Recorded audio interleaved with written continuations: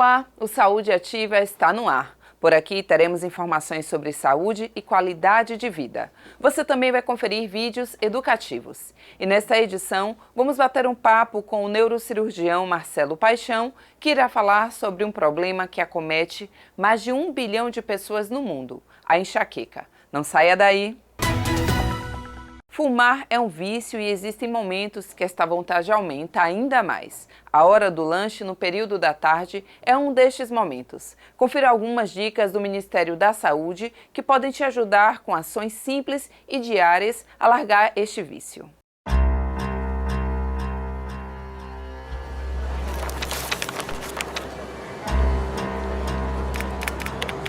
Dona Y já vem lutando há 3 dias para não fumar. São 3 da tarde, Dona Y.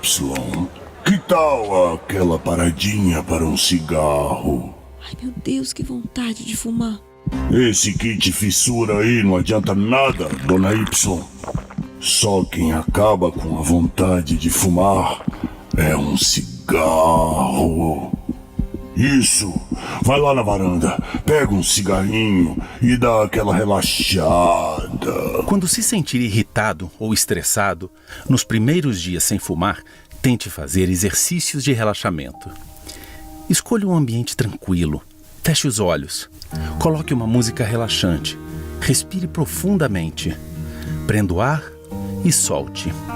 Repita várias vezes até que se sinta mais tranquilo.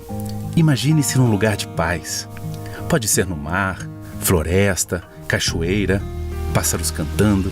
Agora você reafirma seu desejo de parar de fumar. Volte no seu tempo. Sinta seu corpo. Mexa braços e pernas. Perceba o ambiente à sua volta. Abra os olhos. Permaneça em paz. Você tem um cigarrinho guardado. Muito bem. Não! Passarinhos e cachoeira, não! Tabagismo é uma doença. O SUS pode te ajudar a deixar de fumar. Disque 136.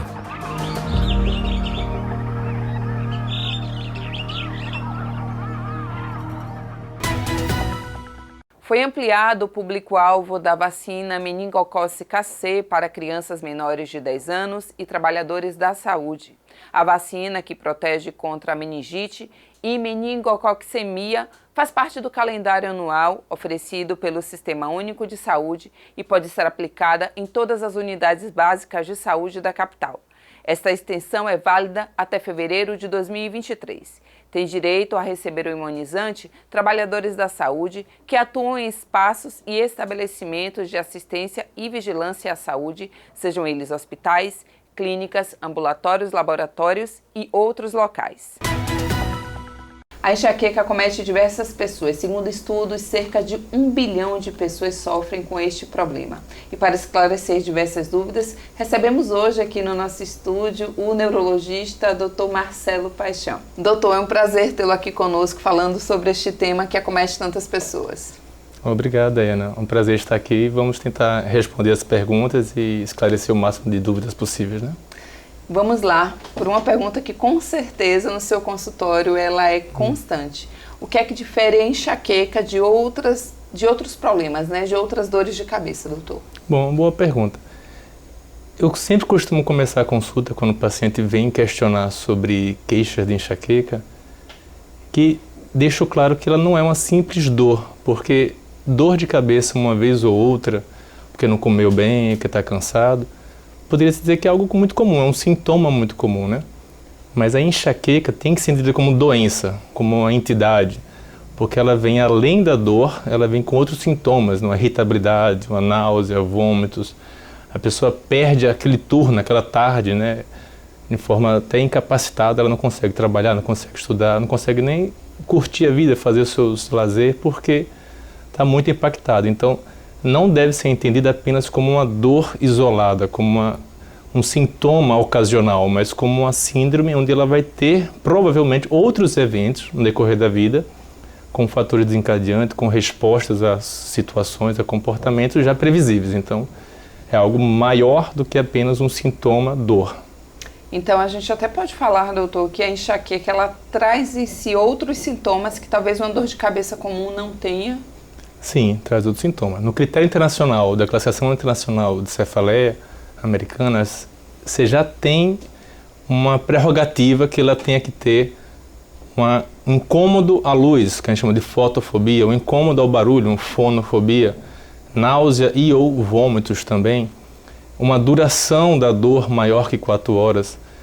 Também se espera que essa dor seja um padrão unilateral, que possa até trocar de lado nas variadas crises que a pessoa tem. Então, ela não é apenas dor.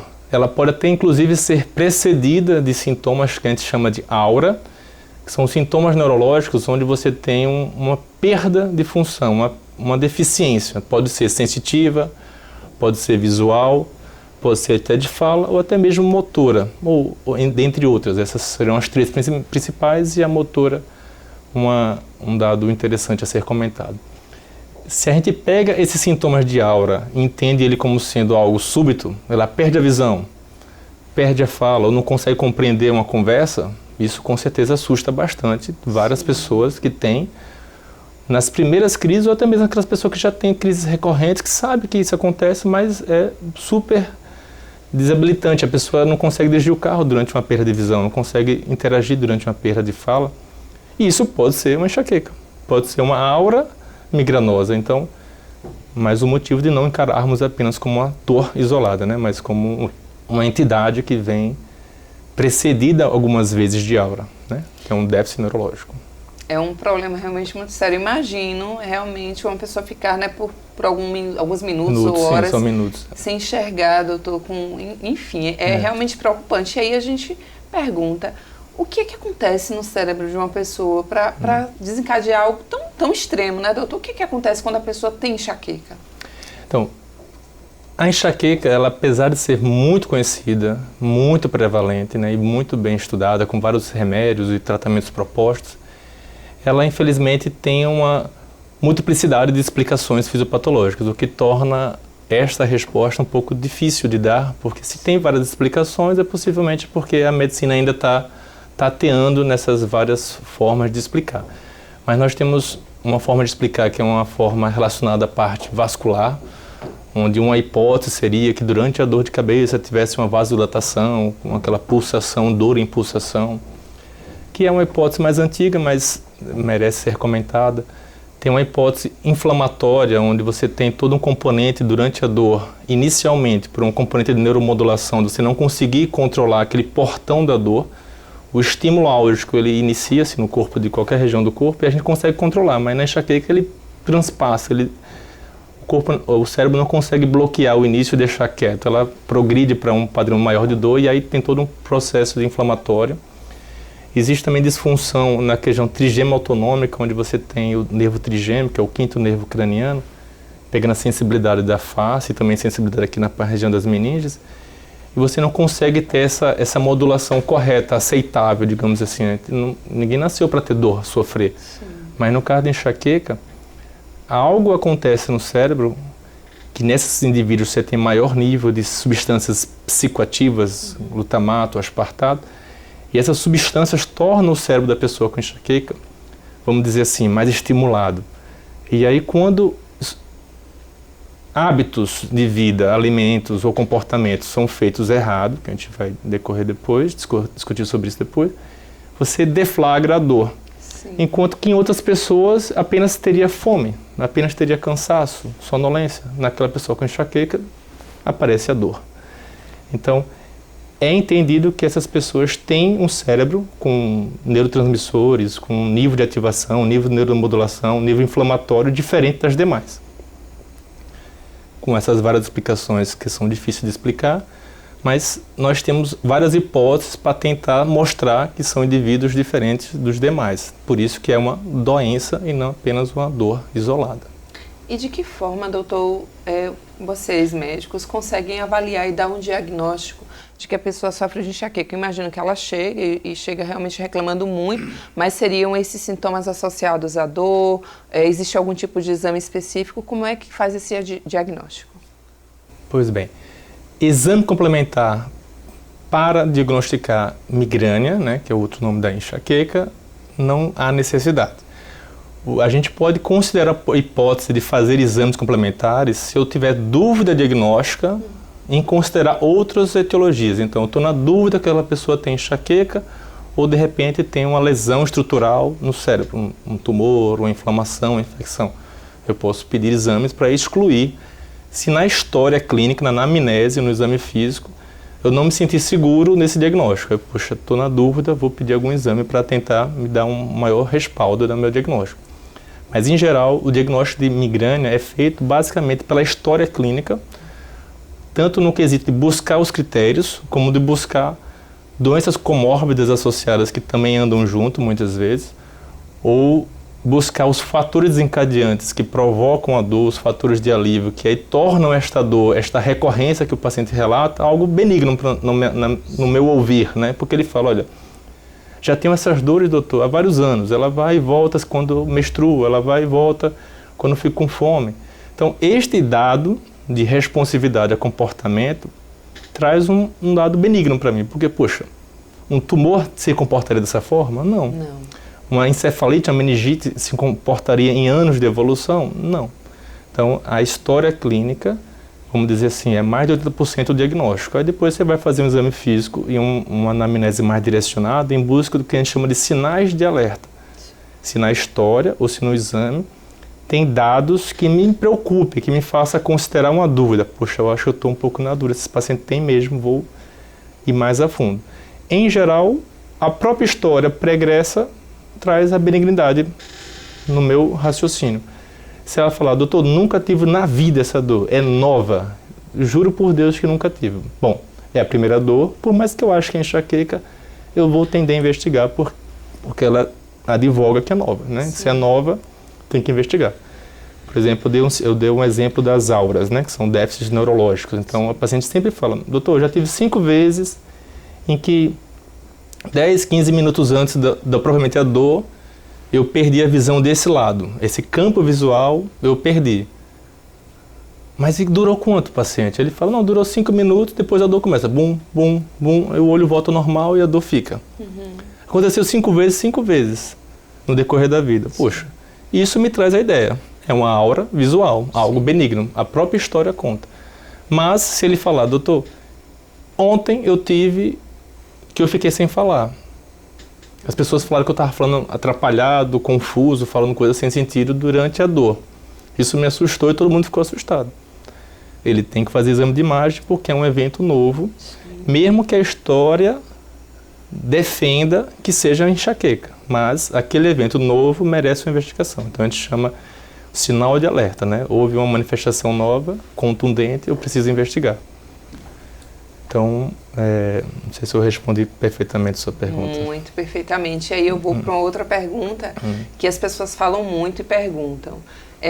Sua mãe tinha enxaqueca? E aí vem a questão, a enxaqueca ela pode ser hereditária?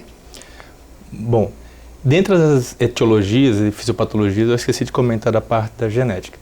Existe sim já vários estudos, não só na enxaqueca, mas em várias doenças na medicina, que já conseguiram encontrar locos genéticos, né, genes, que têm sim uma influência naquela apresentação do fenótipo, né, da apresentação clínica.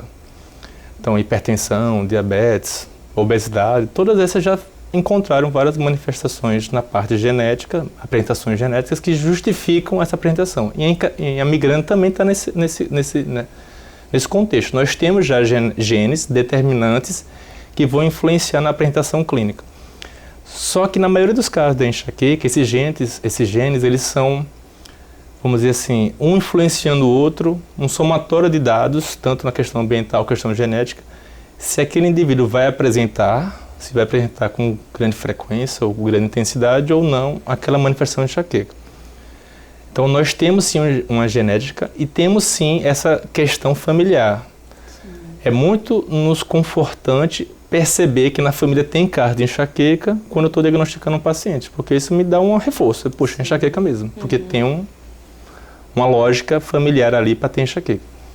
Existe um tipo de enxaqueca migrânia hemiplégica familiar, que é um subtipo específico, que tem um gene determinante autossomo dominante. Então, Se temos um exemplo de enxaqueca que é especificamente determinado por aquele único gene, então, sim, é mais um argumento para mostrar que os outros tipos de enxaqueca também têm componente genético, apesar de não ser tão forte como esse exemplo específico que eu estou dando. Entendi, doutor. Doutor, é muito interessante esse assunto. Com certeza quem nos assiste deve estar se encontrando, como eu me encontro, Sim. com este problema. A gente vai para um breve intervalo e já voltamos para esclarecer outras dúvidas em relação à enxaqueca. E você não sai daí, voltamos já.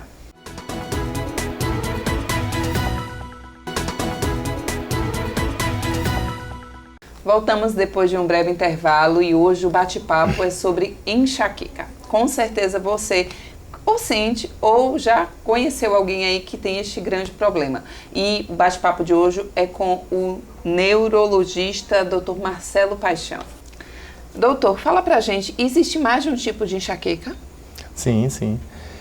Na classificação internacional de cefaleia existe dezenas de cefaleia, né, que é dor de cabeça. E no grupo das migrâneas ou enxaqueca também existem vários subtipos. A gente pode citar, por exemplo, migrânia com ou sem aura. Já são dois grandes grupos aí, né? A com aura é aquele paciente que tem, antes propriamente da dor, um déficit neurológico. Geralmente, perda de visão de um campo, de um pedaço da visão, sensibilidade fica dormente, não sente, ou a fala ou a compreensão fica prejudicada. Então, migrânia com aura, um subtipo muito específico. Migrânia sem aura. Aí a grande maioria dos pacientes tem esse grupo que é a migrânia sem aura, sem esses sinais e sintomas que se assustam, né, que nos preocupam. No grupo das auras nós temos uma migrânia chamada migrânia vestibular, que vai ter muita tontura associada. Vamos ter migrânia basilar, que são auras com relação à atividade e função do tronco encefálico, né? Então vai ter alterações de nível de consciência, alterações de sensibilidade, de força bilateral, até mesmo queda, desmaios associados, alteração de fala, deglutição. Nós temos migrânia hemiplégica, como a gente já citou aqui na conversa, que seria uma etiologia específica genética, uma mutação do gene do canal, que vai ter alteração de perda de força, como se fosse um AVC mesmo, né? Então a pessoa fica totalmente sem mexer um lado do corpo durante o início da crise, e é uma questão familiar hereditária, esse subtipo específico, é raro, mas nós temos ela.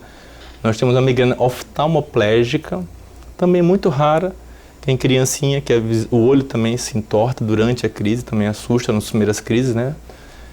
Então, nós temos também migrânias onde você tem, com muita facilidade, o paciente está tendo desmaios. Então, aí já tentaram advogar o nome, migrânia com síncope, sincopal. Mas não chegou a ser tão um subtipo específico, mas é muito importante citar isso porque fisiopatologicamente a migrânia durante a crise faz a pressão cair.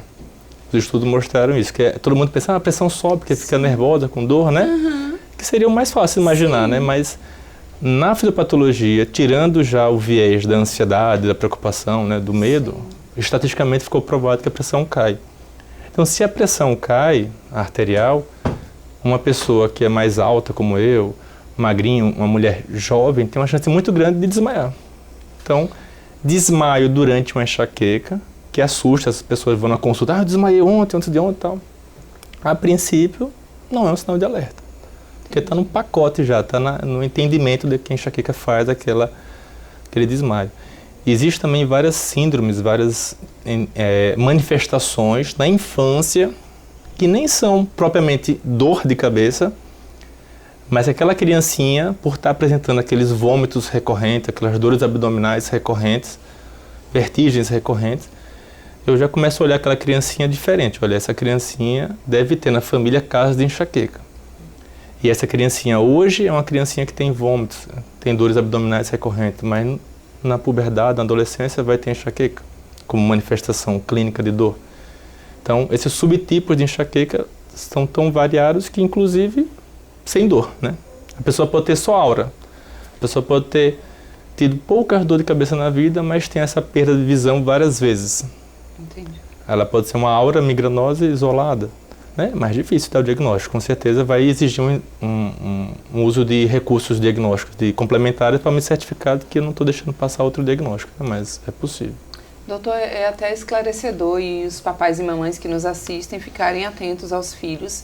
E me surgiu uma dúvida, que eu imagino que talvez sejam dúvidas também de quem nos assiste. O senhor falou da questão das crianças, as dores abdominais, a questão do vômito.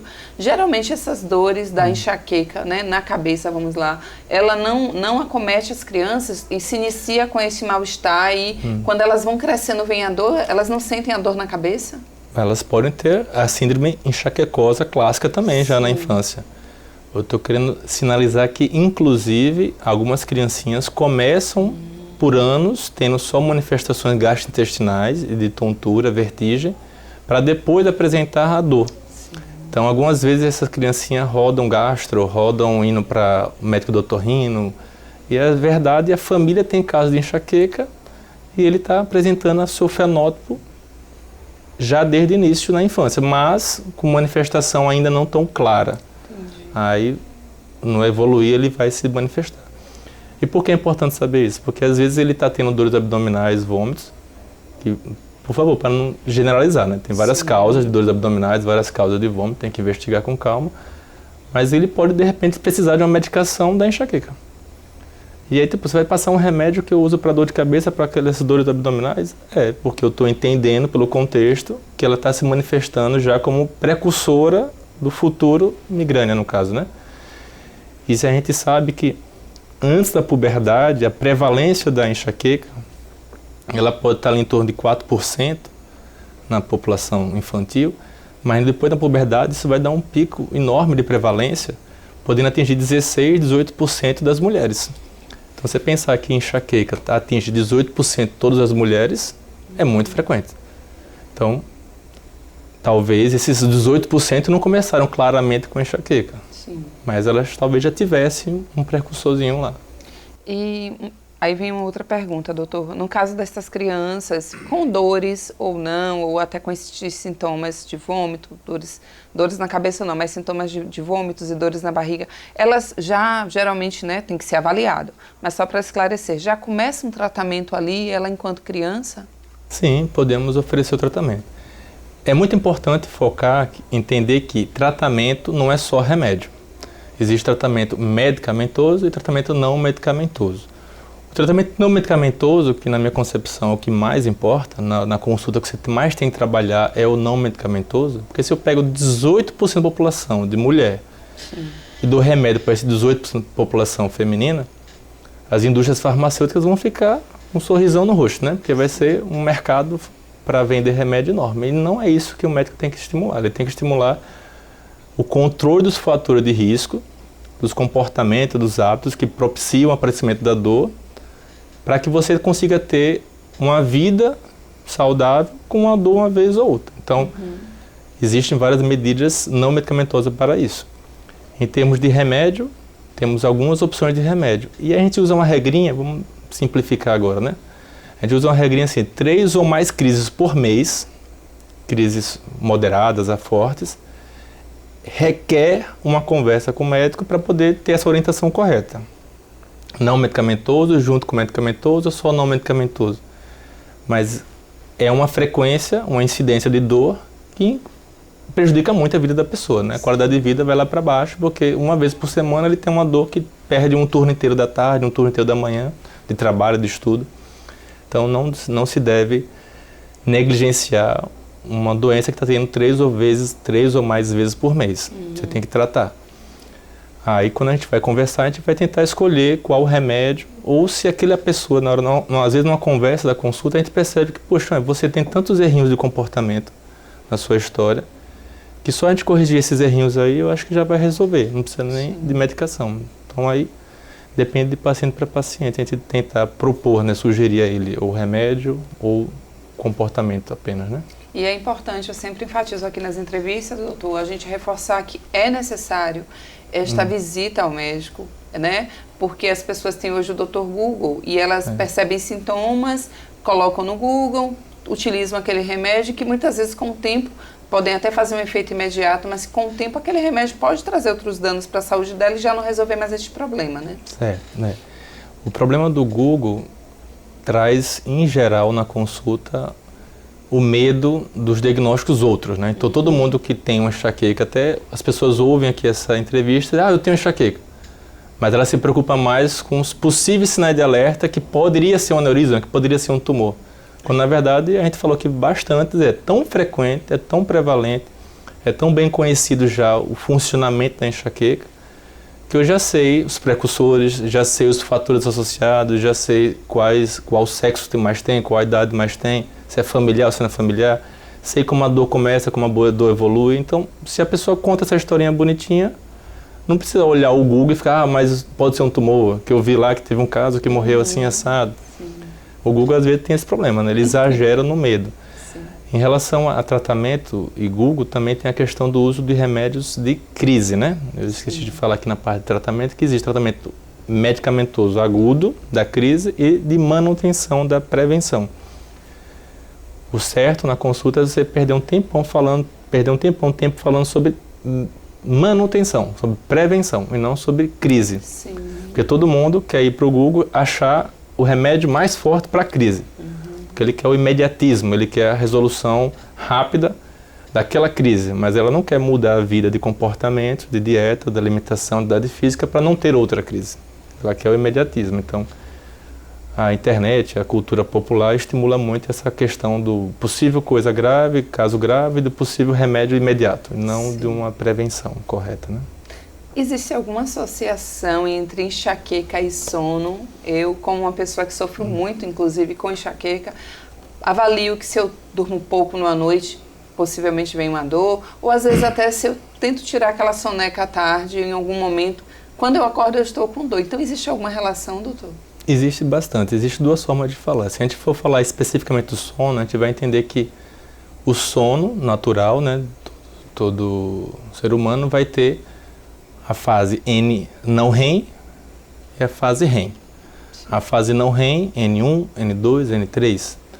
E a gente sabe que cada uma dessas fases do sono, eles ciclam no decorrer da noite, né, e tem uma função.